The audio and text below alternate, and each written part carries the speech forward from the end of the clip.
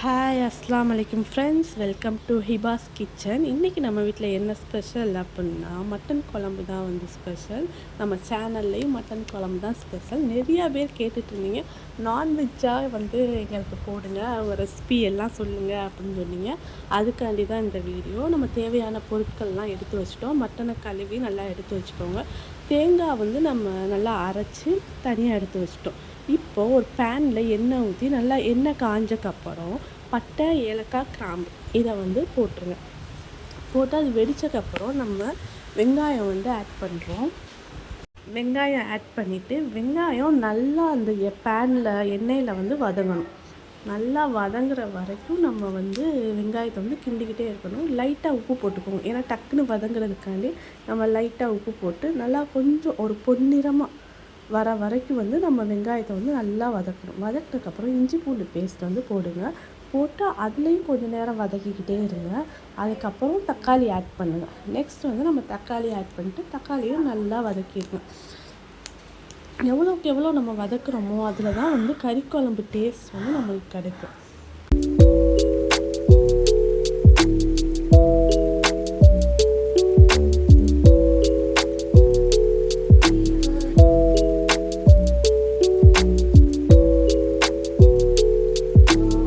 அதுக்கப்புறம் நம்ம வத்தப்பொடி 2 ஸ்பூன் வந்து வத்தப்பொடி வந்து எடுத்து வச்சுருக்கோம். 2 ஸ்பூன் வத்தப்பொடியை வந்து நம்ம போட்டுருவோம். போட்டுட்டு நல்லா மிக்ஸ் பண்ணுங்கள்.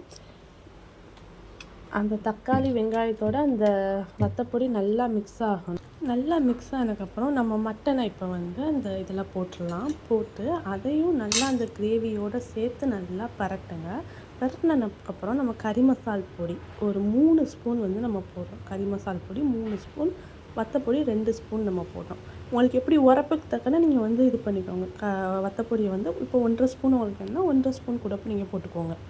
இப்போ நம்ம தேவையான அளவுக்கு வந்து உப்பு போட்டுக்கிடுவோம். உப்பு போட்டு நல்லா மிக்ஸ் பண்ணி விடுங்க. மிக்ஸ் பண்ணிவிட்டு நம்ம தண்ணி ஊற்றணும். கொஞ்சம் இது இப்போ வந்து நான் கொஞ்சோண்டு தண்ணி ஊற்றுறேன். எதுக்குன்னா அந்த கிரேவி எல்லாம் பிடிக்காமல், அந்த குக்கரில் வந்து பிடிக்காமல் இருக்கிறதுக்காண்டி நான் கொஞ்சோண்டு தண்ணி ஊற்றினேன். தண்ணி ஊற்றி இந்த மசாலா எல்லாம் நல்லா அந்த மசாலா ஸ்மெல் வந்து நம்ம ஸ்மெல் வந்து எப்பயுமே இருக்கக்கூடாது. அது வதங்குற மாதிரி நல்லா இது பண்ணிவிட்டு அதுக்கப்புறம் எவ்வளோ தண்ணி வேணுமோ நம்ம அடுத்து ஊற்றிக்கலாம். இதான் வந்து நம்மளோட மட்டன் குழம்பு வைக்கிற மெத்தட். இது மாதிரி நீங்களும் ட்ரை பண்ணி பாருங்கள் உங்கள் வீட்டில். தேவையான அளவுக்கு வந்து நம்ம தண்ணி ஊற்றிக்கலாம். நம்ம வந்து ஸ்டவ்வை வந்து ஃபுல்லே வந்து வச்சிடலாம். அதுக்கப்புறம் நம்ம லாஸ்ட்டாக தான் நம்ம தேங்காய் அரைச்சி வச்சுருக்கோம்ல, தேங்காய் வந்து மெயின் ப்ராசஸ்ஸு. தேங்காய் அரைச்சி வச்சுருக்கதை லாஸ்ட்டாக வந்து நம்ம ஊற்றிடலாம். ஊற்றிட்டு நம்மளோட இதை வந்து ஃபுல்லில் வச்சுருங்க. அடுப்பை வந்து ஃபுல்லில் வச்சுட்டு நல்லா கொதிக்க விடுங்க. கொதிக்க விட்டதுக்கப்புறம் மல்லிச்செடியை வந்து நல்லா மேலே தூவி விட்டு நம்ம குக்கர் மூடி போட்டு மூடிடலாம். மூடிட்டு ஒரு 3-4 விசிலாச்சும் நல்லா வச்சுருங்க. அதுக்கப்புறம் இப்போ உருளைக்கிழங்கு இல்லை கத்திரிக்காய் அது மாதிரி உங்களுக்கு எதுவும் போடணும் அப்படின்னாலும் நீங்கள் வந்து அடுத்து நம்ம கறியெல்லாம் விசில் விட்டுட்டு அதுக்கப்புறம் நீங்கள் வந்து உருளைக்கிழங்கு கத்திரிக்காய் போட்டு லைட்டாக ஒரு விசில் வந்து விட்டுட்டு நீங்கள் வச்சுக்கலாம். இதான் வந்து நம்மளோட மட்டன் குழம்பு ப்ராசஸ். இது மாதிரி நீங்களும் ட்ரை பண்ணி பாருங்கள். இப்போது நம்ம குக்கரை மூடிட்டோம், விசில் விட்றோம். ஒரு 3-4 விசில் வந்துருச்சு. வந்தக்கப்புறம் நம்ம ஓப்பன் பண்ணி எல்லாத்துக்கும் டைனிங் டேபிளில் வச்சு எல்லாத்துக்கும் சர்வ் பண்ண ஆரம்பிச்சிட்டோம். ரைஸ், மட்டன் குழம்பு, மாம்பழம், ரசம் இதை வச்சு எங்கள் சண்டே வந்து சூப்பராக போச்சு. நீங்களும் இது மாதிரி ட்ரை பண்ணி பாருங்கள். சூப்பர் டேஸ்ட்டில் இருக்கும்.